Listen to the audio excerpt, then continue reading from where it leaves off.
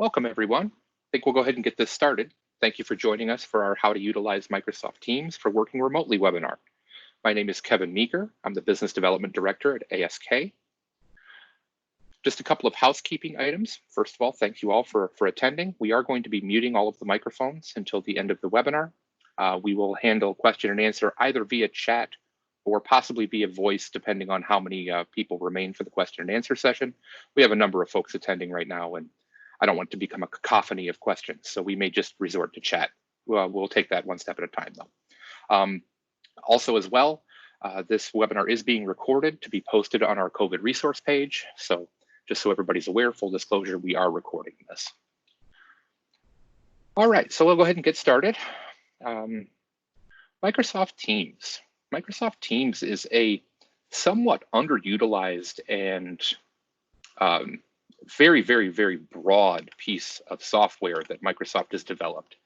I think of Teams as kind of the window into the Office 365 or Microsoft 365 stack of software. It's your way to leverage the various tools that are available through Microsoft. You can access SharePoint through Teams, Word, Excel, PowerPoint, all of those traditional software pieces that you're used to with Microsoft. So want to start with organization and structure, just kind of go over how teams should be set up and how teams should be structured, some of the best practices. Microsoft has an incredible guide that's very detailed on how to organize and how to structure your Microsoft Teams deployment. Now, some of these things we're probably going to have to set aside for the short term here because we're all kind of dealing in crisis mode right now. So I'll only spend a few minutes on organization and structure, and then we'll dive right into the features and functions that we can leverage right now during this crisis to assist with collaboration and cohesiveness of our organizational functional groups as we're all dispersed and working remotely. We'll go through personal and group chat. We'll talk briefly on voice calling, go over the online meetings, some of the settings within the online meetings, some of the controls, some of the collaboration tools that are built into the online meetings. We'll also talk about live events, go into sharing and co-editing and authoring of documents, as well as some other uses for Microsoft Teams, especially in today's environment. So with that, we will dive into organization and structure and how this should be set up. First of all, in a perfect world, a substantial amount of planning should go into a Microsoft Teams deployment. Need to understand how your organization, how your company is organized and broken into various functional groups.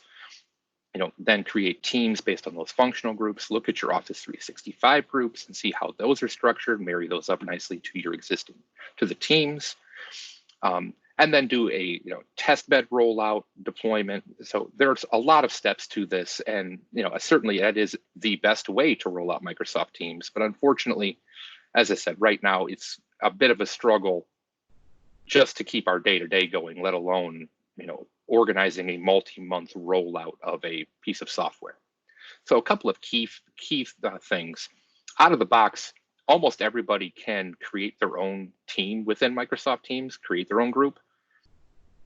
Administrators, IT guys out there, please restrict that ability at least somewhat. Not everyone should have the ability to create a new team. You're going to have data scattered all over the place. There's going to be 4 different named teams for one functional group. It can get to be a real mess if you don't have at least a little bit of structure and organization around how you create your teams. Because each team is assigned an Office 365 or a Microsoft 365 group on the back end. It's all done, for you. It's not something that you have to do, but it's all taken care of for you so that, for example, if you already have an Office 365 group, accounting and finance, and then someone goes and creates a team, finance and accounting. Well, now you're going to have 2 groups built in the back end of Office 365, one for accounting and finance, one for finance and accounting. Somebody saves files to one, somebody in the other is not going to be able to see them. It can get very, very cumbersome. So just be cautious in the naming structure of your teams, and please don't just give full and complete reign to anyone to create a team for anything. Put some controls on that. Certainly, I know it's annoying to have to create all the teams, but that way you can at least marry them up to the groups and get yourself a good foundation to start to build on here. So That's as far as we're going to go into organization and structure. Certainly, we can help if anybody needs some assistance. We're more than happy to work with you on your team's deployment, how it's set up within your organization, and what changes or edits may need to be made based on the way it's set up for you. So we can certainly help with that, but at the same time, just be cautious of some of these things. Keep that in mind as you're starting to utilize Teams. So at this point, let's go ahead and dive into some of the features and functionality here. I have a virtual machine running on my computer with another copy of Teams running, so we'll use that for some of the demos. I'll be bouncing back and forth between it and PowerPoint, just so everybody's aware.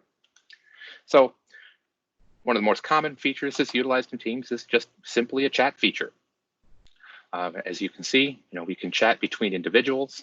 Now that is two individuals within the same organization, and both individuals do need to have a license that allows them access to Microsoft Teams.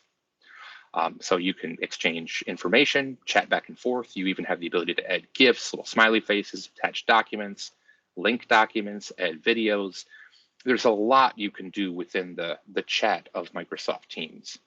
And just as an example here, here's just a brief chat between myself and the director of operations regarding some phone numbers we were porting in, but you can see there's back and forth between us, just some testing, things of that nature.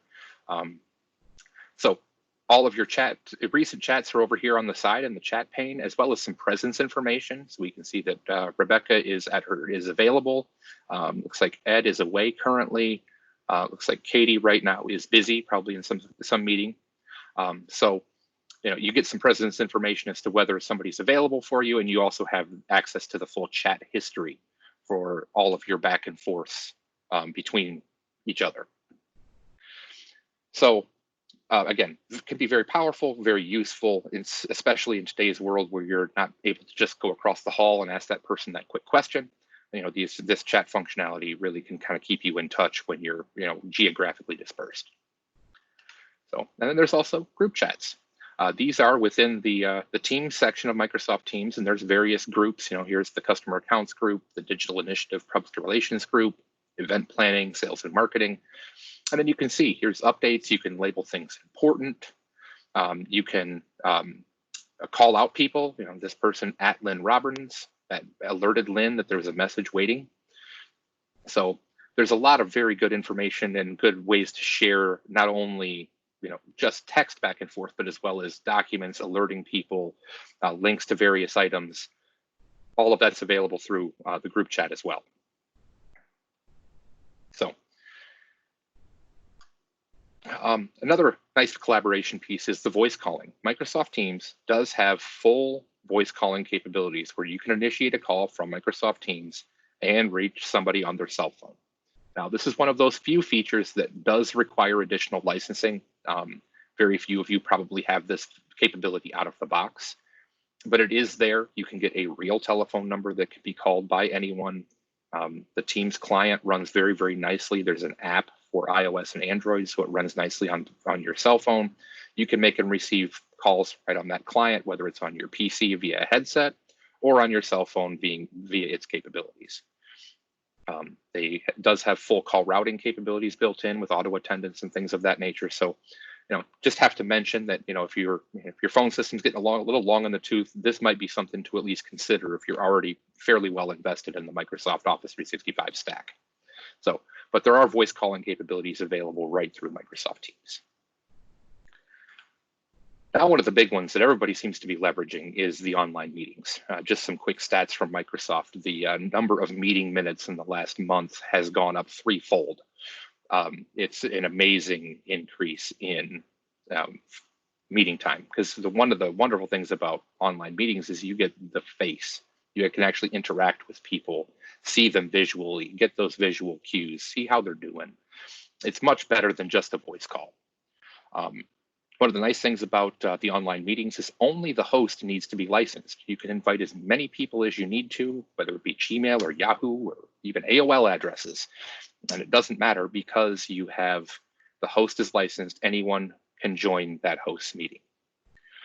There's a chat built into the online meeting, which also then allows for a capture of a history of that, because it sticks with the chat function within Teams, so that you'll have a history of the chats going back and forth during that meeting for future review.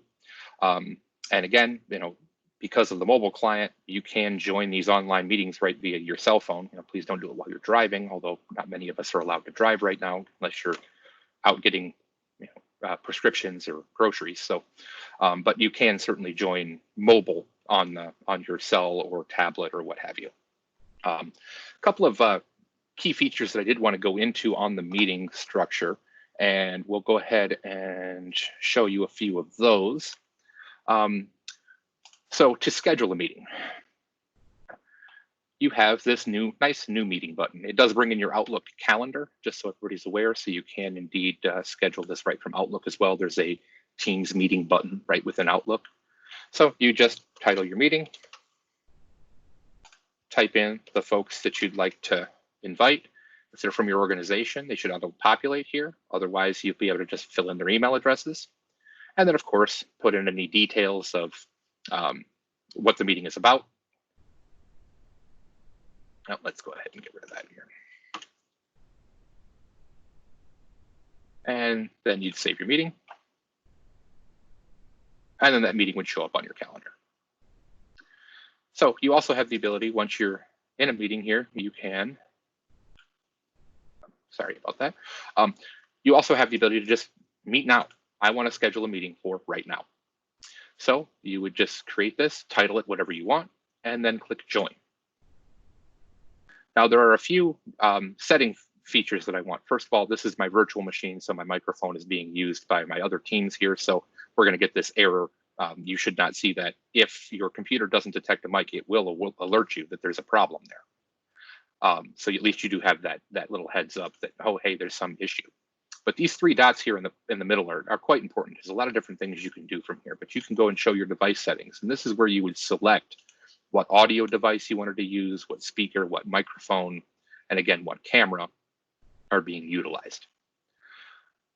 So you can make sure your settings are correct. Before you join the meeting, there's even a test call button that allow you to make a quick test call to a Microsoft Echo service that would record your voice and read it back to you, just so or play it back for you, just so that you could know for sure that you could be heard.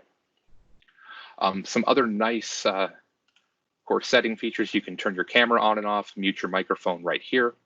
You do have a chat pane where you can chat back and forth amongst meeting participants, as well as you can see the list of participants that are here in the meeting.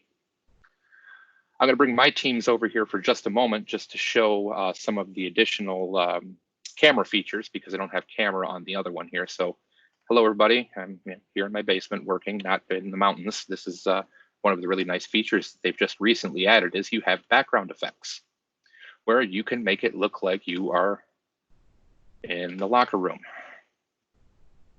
or at school. So these background effects are very handy. It's certainly nice to be able to obfuscate the background behind you in case your dog's running around, your kids are running around, things like that. That while everybody's very understanding nowadays, unfortunately, that still can be distracting as part of the meeting. So it's nice to have the ability to, sit in front of the bridge and not have what's going on behind you distracting folks in your meeting.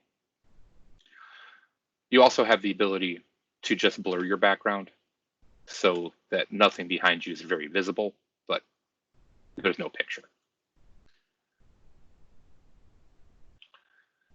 So that covers the basics of online meetings. Now, one other thing that I do want to get into very briefly here is some of the collaboration tools that are built into the online meeting set, specifically screen shares and whiteboards.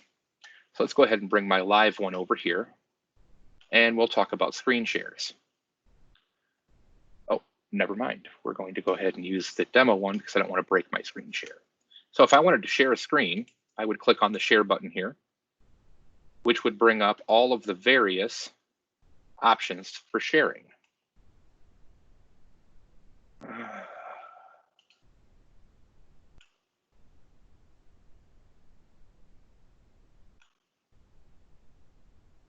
You also have the ability to create a digital whiteboard for utilization within Teams. So here's all of our sharing capabilities here, as well as our digital whiteboard. And it would just open and load Microsoft Whiteboard, which everyone will get a chance to see and everybody can collaborate on. You can import images, import spreadsheets, diagrams, charts, bar graphs, things of that nature. You also have the ability to just draw. You can just draw. And of course, erase. So very nice feature, very nice for collaboration, very handy. And once you're done with it, you just click the Stop Presenting button, which brings you back to your meeting. So again, very nice collaboration pieces built into Microsoft Teams. They really do a lot to try to bring your functional groups together to be able to work closely together, even though you're not in the same room or even in the same building. So next to move on, I'd like to move on to live events. Live events is another type of meeting structure. This one is mainly utilized for large events or events where you need multiple presenters that are scattered geographically. The limit on an online meeting with Microsoft Teams is 250 total participants. With live events, it's thousands. So you can have quite literally thousands and thousands of people tune into your live event. Now, a live event is not a two-way conversation. There is a chat feature built in, but it is for you to present to your audience. Again, the only real back and forth you can do is a two-way Q&A. But nice thing about live events is you can name a number of presenters and queue up content. So this is almost a mini production studio or production capabilities built within Microsoft Teams for you to be able to do webinars such as this or things of that nature with a large number of folks. I have customers that do their all company or their board meetings via live event. So to set up a live event, it's fairly straightforward. Bring myself back up here. Actually, no, let's go ahead and use the VM. So if we go ahead and end the meeting it's set up, when one creates a live event, you come to your calendar here. And on this dropdown, you have the ability to schedule a live event instead of a new meeting. So that'll bring up your wizard that sets this up. So you start with whatever your live event is going to be called. Location is optional. Make sure you have your dates and times filled in, what your time zone is, details about the event that you want to have available to folks. If you have a number of presenters, you would add them here. And I'm going to go ahead and make Katie a producer as well. And then we click next. And then we have our choices. Do we want only certain people or groups within our organization to watch the live event? Do you want anybody in our organization to watch the live event? Or do we want it available to the public? This is by far the most common use of the live event is a public live event. So if it's available to the public, we click schedule. And it will put together an invite for the producers and the presenters, as well as give us a link to send out in our email invitations for our attendees. So we would just click on this get attendee link, which would copy it to our clipboard. We then go to whatever email platform we're using to invite folks and get that and paste that link in as the place to go to join the live event at the appropriate time. And then as I mentioned earlier, you have full abilities to queue up additional information, toggle between various presenters, gives you a lot of flexibility in presenting a wide variety of content where you may need geographically dispersed presenters. So moving on now, we'll now move on to sharing and co-editing documents. Now, this can be done, doesn't necessarily have to be done through Microsoft Teams, but that's certainly one of the most convenient ways to do it. You can store files amongst your groups in Microsoft Teams, and then you and your colleagues can open the same file at the same time and co-author or co-edit that document. You see here these little flags. These are where the cursors of these various folks happen to be in this document. As they type, the letters just appear. You can see up here near the top, these little bubbles show you the folks that happen to be in this document currently. You also have the ability to share this document out with your colleagues. You can click the share button, you then type in their email address, and then you can share this document, which then they can open in either their resident Word program on their machine, they can open it in Microsoft Teams, or they can open it in the web browser version of Word. Any of those places will work, and as long as they're connected to the internet, if you happen to be in that document also, they'll see your cursor and you can co-collaborate. You can collaborate on that document and co-author that document right within there. This is not specifically just for Word. You can do this with Excel, you can do this with PowerPoint, you can do this with the vast majority of the software within the Microsoft Office 365 packet stack. So very, very handy, especially with us being scattered, to be able to literally schedule a meeting in a Word doc to co-author that Word doc. So now let's get into some other uses for Teams. Now, most of these I've just kind of come up with, my company has used, or I've seen others using them and thought that's a really neat way to use this. So I really think that Teams can truly help maintain those 3 C's within your organization, that cohesiveness, collaboration, and culture.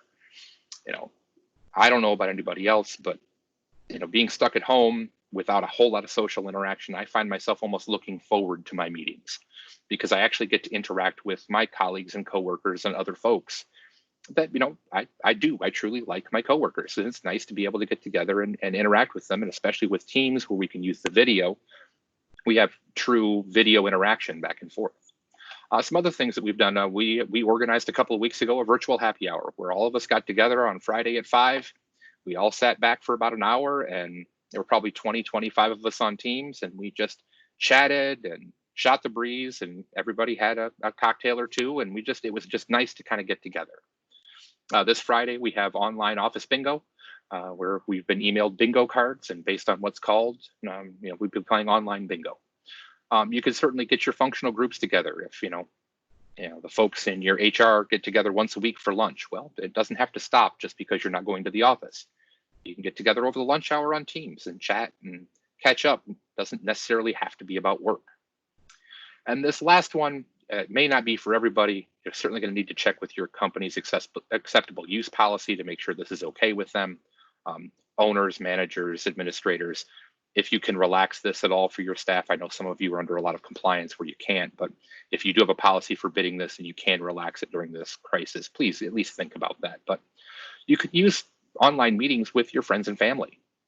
I mean, as an example, last Sunday was Easter Sunday. I was able to get together with my family, my parents who live on the way to Grand Rapids, my brother who lives in the north end of Lansing, and we were all able to get together for an hour as a family via an online meeting and catch up over on Easter as a family.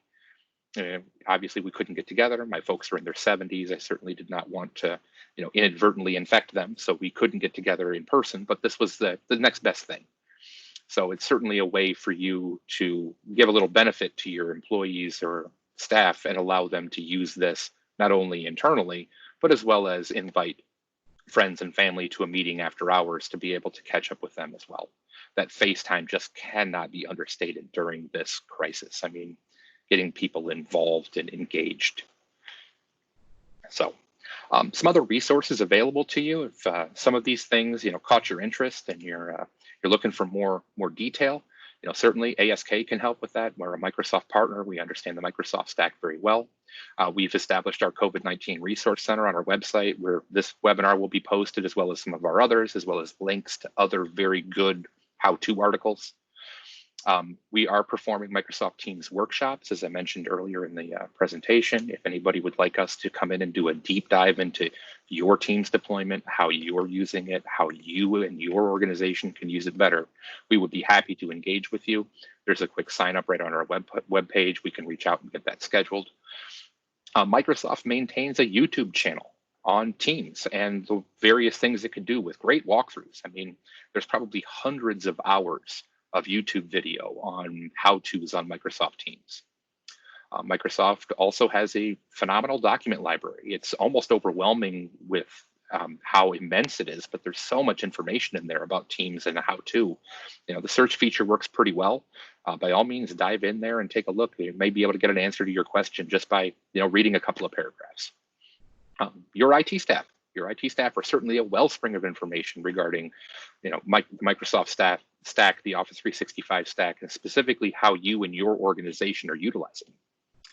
And if you're not using Teams today, Microsoft is offering a licensing promotion. They are offering a 6-month trial of their E1 licensing, which comes with Microsoft Teams, as well as the online versions of the Office suite, Word, Excel, PowerPoint, things of that nature. So those are available right through Microsoft. You can go to Microsoft.com. They've got their E1 licensing promotion fairly well advertised. So, well, I certainly, at this point, we'll go ahead and wrap up. I certainly hope that you have gotten something out of this, if this was useful for you. Next week, we're going to talk about Microsoft Teams, OneDrive, and SharePoint, and how they work together, and how you can make some changes to make them work even more smoothly together and help you understand how they're intertwined. We'll be doing that one next Tuesday, the 21st at 1 o'clock. And then certainly, if you have questions or concerns or just want to talk further on this topic or others, be happy to chat. Feel free to give us a call at 517-676-6633. I'm at extension 335, or just shoot me an email. Go to our website. We've got a lot of great free resources out there. Once again, I hope this was very interesting. And at this point, I'm going to go ahead and open things up to questions.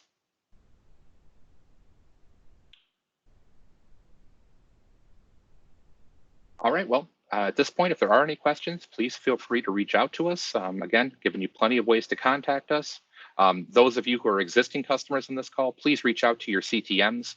They'd be a great resource for you. They understand, your organization probably better than most outside your organization anyway. So they certainly can give you some good guidance on Teams and how to use it, and what would be the best ways for you to utilize that software suite. So thanks again for your time, and look forward to seeing you all next week.